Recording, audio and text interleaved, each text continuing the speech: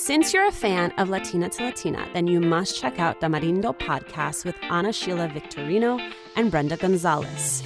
Tamarindo Podcast features Latinx voices at the intersection of politics, pop culture, and life. With the addition of Ana Sheila, the show will also delve into wellness, stress detox, and balance. Join in on the fun as hosts and guests discuss important issues impacting the Latinx community, the latest chisme, and balance it all con calma. Subscribe to Tamarindo Podcast wherever you listen to podcasts and at tamarindopodcast.com.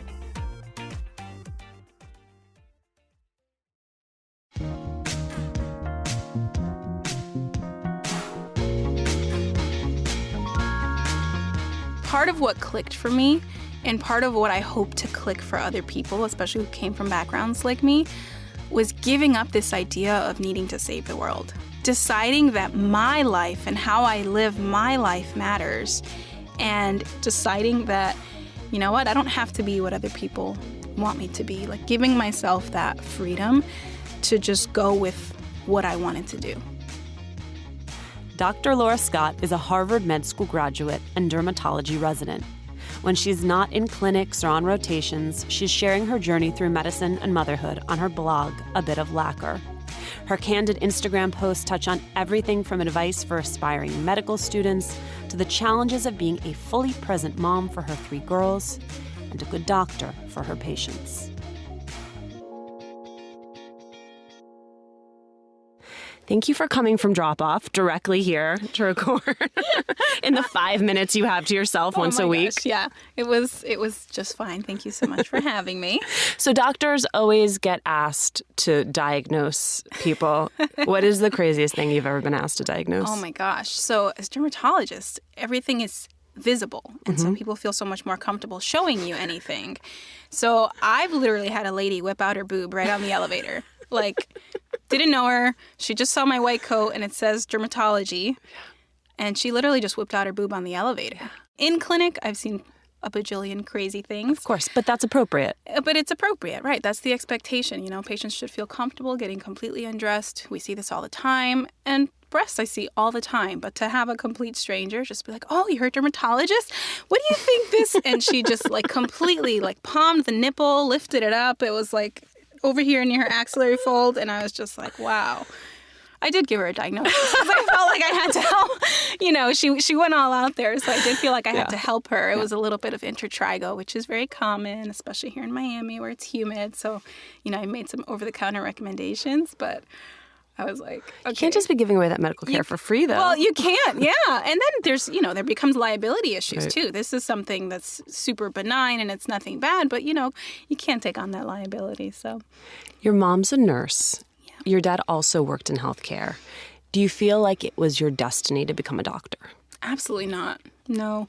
I mean, my mom was a nurse, but she didn't know any other options, and she just always wanted to be a nurse. I grew up watching her take care of my grandmother for quite a bit of time, and so I got to see that, and I did always appreciate that role that she played, and I thought it was a very noble, you know, service role.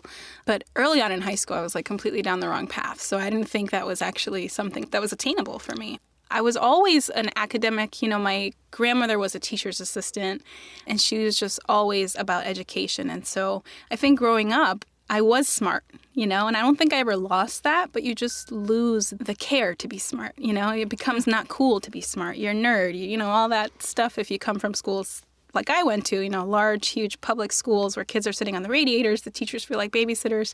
So I just really lucked out with this one teacher who reminded me that I actually was smart, and it was nice to hear that from somebody who wasn't related to you. Your dad's African-American. Your mom's Puerto Rican. What influence did those cultures have growing up in your house? Everything. Both my parents always worked super duper full time. And I'm actually very lucky for that. Like, I'm very grateful that they did, because my grandparents were in the picture. And I guess it's not just that they were working full time, because they could have been working full time and like me, had to put their kids in daycare, but my grandparents were all around. And so every day after school, my abuelo would pick me up.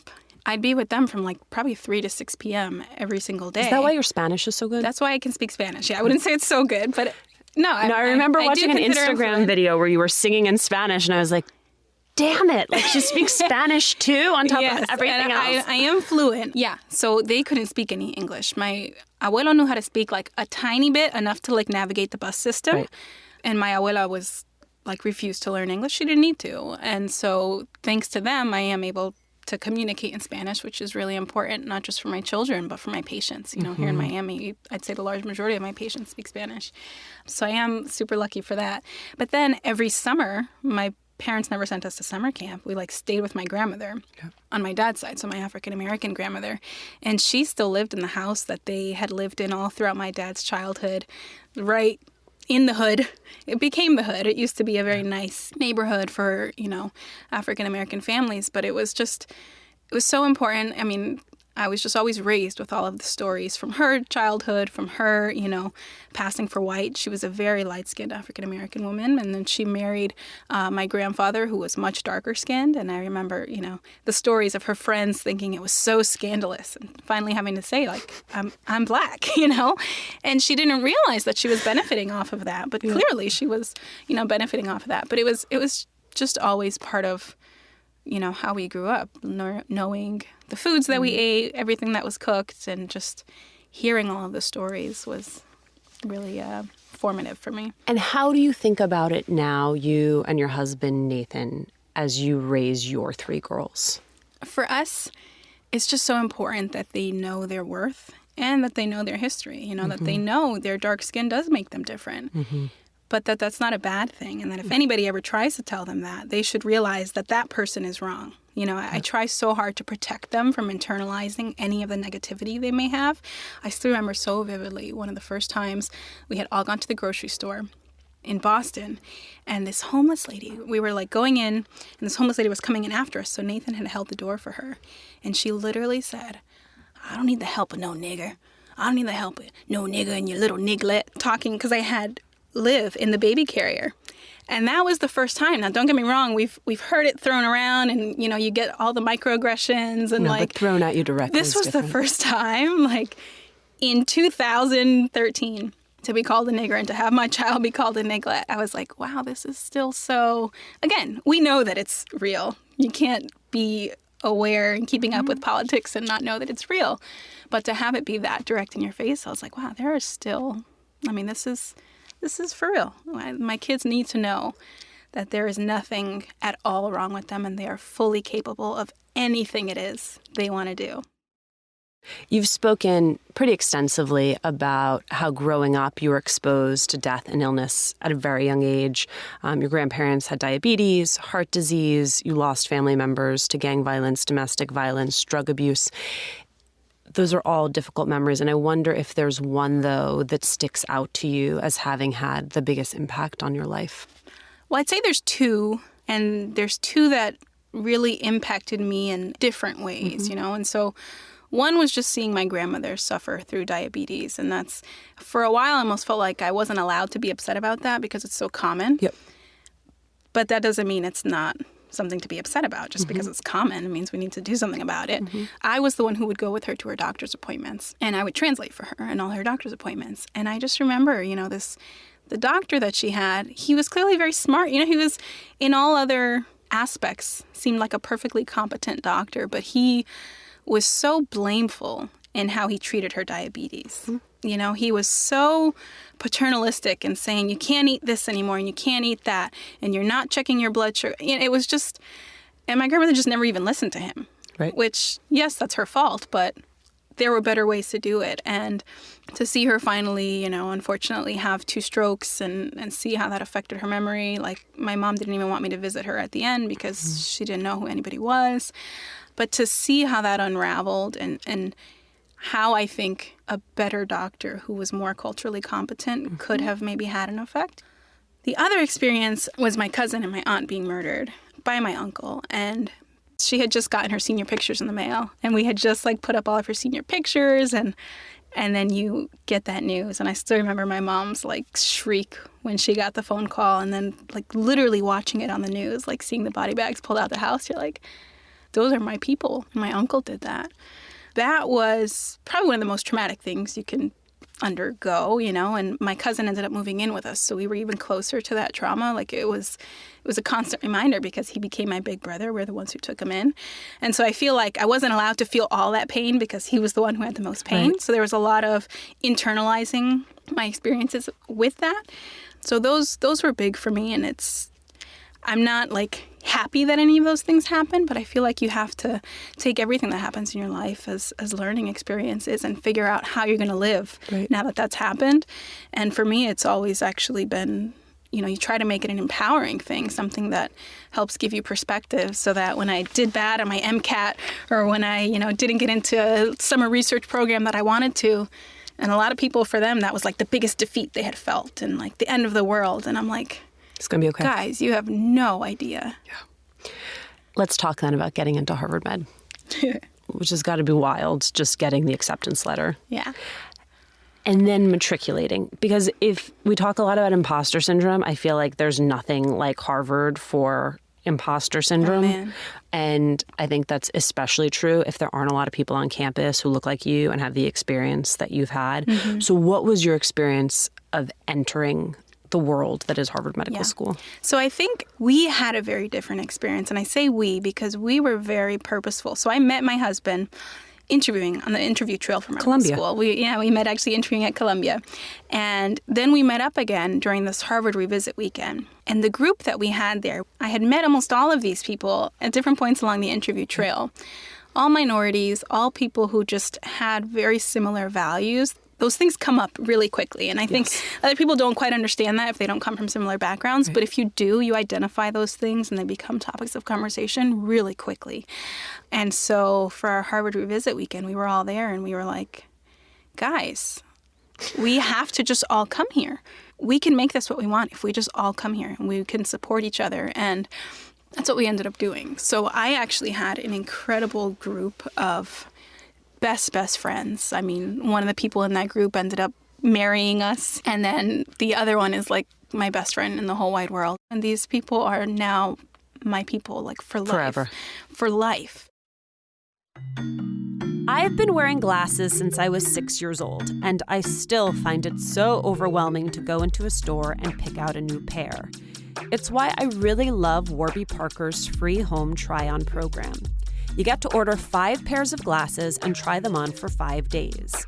I don't have to buy any if I don't want to. They ship them for free and include a prepaid return label. Super easy. I just got my 5 pairs of glasses and loved trying them on in the comfort of my home, on my schedule, totally pressure-free. I bought my last pair of glasses at Warby Parker, so I already knew that I loved their quality and design, but it was so great to have the time and space to choose which pair was best for me. As usual, Warby Parker glasses start at $95, including prescription lenses.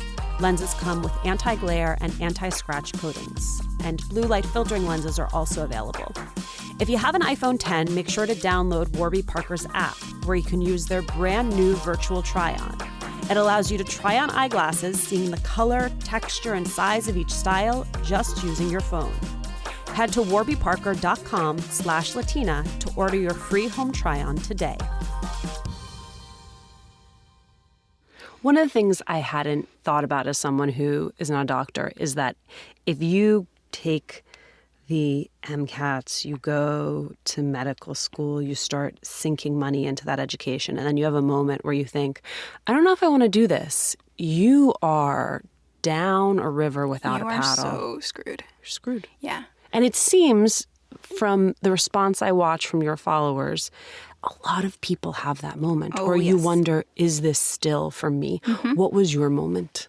So my moment, I absolutely had that. And I think everybody does, which is why I'm so vocal about my experiences. Mm-hmm. My moment was really by the second year of medical school. You have this now big test looming ahead of you, step 1, which is the first step of your USMLE licensing boards that every doctor has to go through. And step 1 is the biggest test of your lifetime, basically. It dictates, there's a lot where you need to get a good score to make it to the next step. This is one that dictates what specialty you can go to. And so I hit this point where I'm studying my butt off for this test. I'm not seeing my family because our breaks didn't match up. And when I did have a break, I felt like I had to be studying. And at the end of the day, you're seeing you're seeing your end of the tunnel and it's all like miserable people, And it was just... This is why I decided not to become an attorney, because I was like, I don't know any happy attorneys. Exactly. And it's really demoralizing, and it really like beats up on any type of motivation you had, any desire to succeed. It's like, wait, what am I killing myself for? Right. Like, why am I not going out and having fun and doing all this stuff? And you start to see... Wait, so then how did you whip around? So the blog was my savior. So I looked around a lot, and I did a lot of looking around, but everybody I saw was unhappy in medicine.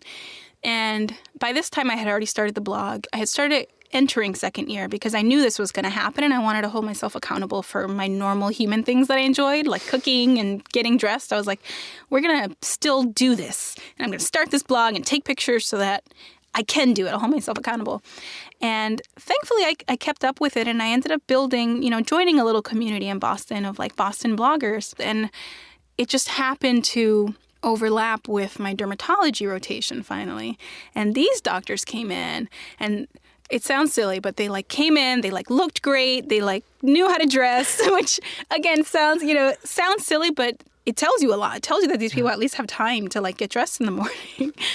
And most of them were genuinely happy. And they were like, before class would start, they're like talking about taking their kids to the apple orchard that weekend and doing this. And oh yeah, they were setting up dinner. They were clearly colleagues and clearly enjoyed spending time with their families. And it just became like this, wow, okay, so there's something out there. I didn't know that dermatology was for me, honestly. I liked it, and I was like, okay, so maybe this is what I'm going to do. And that became my motivation to study one of the most, if not the most competitive specialties. But as I went through medicine, I actually moved away from dermatology. So for a while, I was back to liking surgery. Because to your point about our image of doctors, this will show that I'm older than you, ER. It's all about George Clooney, adrenaline of and the heroism of saving a life. Yes. And that's not what defines dermatology. Yes. Yeah. Right? It's not that minute to minute, is this person going to make it or not, that some people chase. Yeah. And I think that part of what clicked for me, and part of what I hope to click for other people, especially who came from backgrounds like me, was giving up this idea of needing to save the world. Deciding that my life and how I live my life matters. And deciding that, I don't have to be what other people want me to be. And I don't even have to be what I wanted to be. Like giving myself that freedom to just go with what I wanted to do, regardless of what I wanted to do 5 years ago. And I got there. And there definitely weren't times where, people would make jokes like, oh, yeah, she decided she didn't want to be a real doctor. And I'm like, I don't know if we can swear on this. Go ahead. Fuck off, really. And it's cool because most dermatologists, we brag, they like to say that until they have to consult dermatology, because we do actually have a few life-threatening things where dermatology saves the day. So you can still do that. You got engaged and you had your daughter Olivia in your third year of medical school. Mm-hmm. That was a crazy hard time because, one, this being a Latina podcast, I'll say quite honestly, my first concern was oh my gosh, I'm falling into that statistic. I thought I beat my odds of not getting pregnant in high school, not getting pregnant in college. Now they're still going to think of me as this teen mom, even though I'm not a teen. And finally I was like, again, screw them. I don't care what they think. And it literally happened the first month off my birth control. I don't think I even had a period yet. And I remember just being fuck. But also, this is what I've always wanted. Right. It's just sooner than when I wanted it. But does that mean I shouldn't have it now just because it's earlier in my plan? And so thankfully we got way past that. Nathan's like, no, we have to do this now. Are you kidding me? And thankfully he was just so gung-ho about it that I was like, okay, we got this. You and me against the world. And that's sort of the position that we took. Hey, since you like our show, I want to take a minute to tell you about something new and exciting. Think about all the people you know, then all the people that they know. All of those relationships form a complicated, interconnected web. Wonder Media Network's brand new show, Web of Women, dives into what makes us who we are as individuals and communities. The host, Jenny Kaplan, starts things off by interviewing 4 women she knows from different parts of her life. Then each of those women picks someone to interview, and so on. They talk about politics, gender, religion, and other facets of identity. Web of Women is a new kind of podcast that illuminates the intersection of relationships, identity, and community. Check out and subscribe to Web of Women, spelled WMN, wherever you listen to podcasts. Dr. Scott, what is the biggest misconception about having a career in medicine? That you can't have anything else.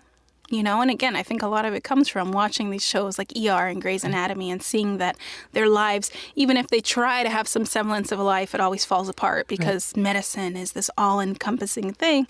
And yeah, maybe that's what it was, but it's not what it has to be, and it's not what it is any longer. And so that, I think, is the biggest misconception. What 3 things should a woman of color know that no one tells them, but you've learned if they want a career in medicine? I think most women of color will know this. Know that you're going to deal with all of the microaggressions. Mm-hmm. And they're just going to come at you all the time, whether it's about your hair, whether it's, getting the so common compliment of, oh, you're so well-spoken. I did my first presentation, and that's always the thing. You're so well-spoken. And it's like, well, what the hell did you expect? And those are the little microaggressions that everybody will have already experienced if they're the point of getting into medicine, but just know that doesn't end. You're still because there's a part of you that wants to believe. Listen, you say, I go to Harvard Med School, and then that's done. We did it. There's a part of you that wants to think that, like, you've made it. Mama, I made it, right? And that all of a sudden that white coat is going to protect you from something. But let me tell you, when we're driving, I'm still fearful for Nathan's life. And if the cops start coming around, I'm like, oh my God, please don't let him get pulled over. Please don't let him get pulled over. And I don't think other people have to worry about that. No. And the fact that we're doctors doesn't change any of that. We're not walking out in our white coats. Your accomplishments get, I don't want to say taken away from you, but it doesn't afford you any extra luxuries when you're outside. Of course it does, because now we have more money, we have more knowledge, we have so much privilege. And so I don't ever mean to not acknowledge that the education and the status that we've worked for now does give us more privilege. But at the end of the day, it's not changing anything. And at the end of the day, doctors are all humans, and they're all coming in with their biases. And that's just going to be magnified, in medical school and medical training on the wards. So I always tell them, wear your raincoats, let it slip off of you, because the other unfortunate thing is you're going to feel like you have to combat the stereotypes even more. And so it's so hard to hold in your anger, but you're always trying to hold in your anger for fear of becoming that angry Black woman, or for fear of becoming that feisty Latina. And it's so frustrating, because you hear how other women, white women, can voice their aggressions. And sometimes it's, they're just a woman, it's her hormones. But they don't deal with the extra layer of, what they look like, and that it's their race or their ethnicity, whatever it may be. So I tell them, wear their raincoat, let it all roll off you. There are a lot of built-in mechanisms now to give real feedback. And so I always use those avenues. I would tear down attendings who were racist or made assumptions. I would tear them down in the reviews. 2 doctors at home, but your social media paid partnerships sustain a lot of your life. Oh, yeah. That must surprise people. Oh, yeah. Well, because, again, people think you're a doctor, you've made it, and they don't realize, well, one, even if we didn't have to take out loans, residency does not pay nearly enough. So it was just very cool when things started rolling in. That was completely not my focus at all. It was more to hold myself accountable. And then when people started realizing what I was doing, a lot of girls were just getting motivation from it. They had never seen a young Black doctor who also liked doing this or liked doing that. And they always thought those things were mutually exclusive. And I'd say it probably wasn't until I had kids, really, that, that market sort of opens up of the mommy blogger type thing. And so more of my partnerships are along those lines. I'm very selective with my partnerships, because I really do. You have to stay authentic. My biggest goal is to just create an empowering community of girls who know that they can do anything they want to do. And that anything can also be paying the bills by having a blog. And so I like to show that part of it too. There's a photo of you that I hadn't seen until I prepped for this interview. So there's a photo of you Nathan, and Olivia from your Harvard graduation. Oh, yeah, that one. And you and Nathan are in your cap and gown, and you have on Black Lives Matter buttons. And Olivia's at like peak toddler chubby. Yeah. And she has one of your stethoscopes in, and she's listening to Nathan's heart. And that photo went viral around the time of your graduation. Why do you think it got the response it did? We like to celebrate Black excellence. We must celebrate Black excellence. And I think that that's what came up. And I think because we were wearing the Black Lives Matter, it immediately identified it as like Black excellence. Mm-hmm. But I think equally it could have gone into any Latina excellence thing. But, people don't know your backgrounds based on a picture. There was a lot of debate about what my background was, right? Like, he always has to settle, Black guy always has to settle for some white girl or some Latina. They can never. And I'm like, excuse me, actually, he's half white and half Black. I'm a little bit, if you really want to get technical, I'm more Black than, but that's not how it works. That's not how it not works. In a picture. It really frustrates me that people try to box you in and they always want to define you in the way that works best for them and what their expectations are. But I think it went viral because we needed it to go viral. Right. Like, I wish more things like that would go viral because there's so much, minorities just doing incredible things in science and law and in politics and every field, When Olivia sees that picture, what do you want her to know about that day? Well, I want her to know that she didn't hold me back from anything, that we did it all with her and for her. It's fun because I was actually pregnant with Ellie while I walked across the stage, too. So I think I was maybe 3 or 4 months pregnant with Ellie. And so for me, it's really important that she just knows there are no mutually exclusive things. Maybe a few, but don't let anybody's expectations or what they deem possible define what's actually possible. Mm-hmm. Like, you can do anything if you want to, and it doesn't mean that you're going to do everything, but you can do anything. And you just have to want it bad enough. You have to find your tribe. You have to find your why, because that's the biggest thing. At the end of the day, you need to know your why. You need to know it damn well, and it better be a good one. It can't be because my parents wanted me to or because I think it's prestigious. Those aren't going to last. Those whys do not last. It needs to be a good why, and you can do it. You can do anything. And so that's what I want her to see when she sees that. And usually now she just sees, I have the stethoscope. Where's that stethoscope? And she tears down the playroom looking for the stethoscope. But someday she'll look at that picture, and I'm hoping that those are the things that she'll see. Dr. Scott, I have to go let you be Dr. Scott. Yeah, I got an afternoon clinic coming up, yeah. Thank you for taking the time to do this. Of course. Thank you so much for having me.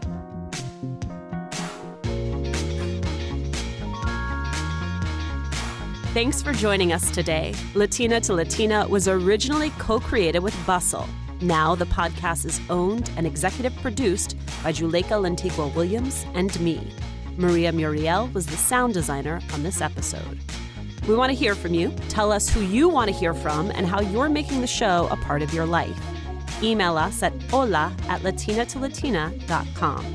Remember to subscribe or follow us on Radio Public, Spotify, Apple Podcasts, or wherever you're listening.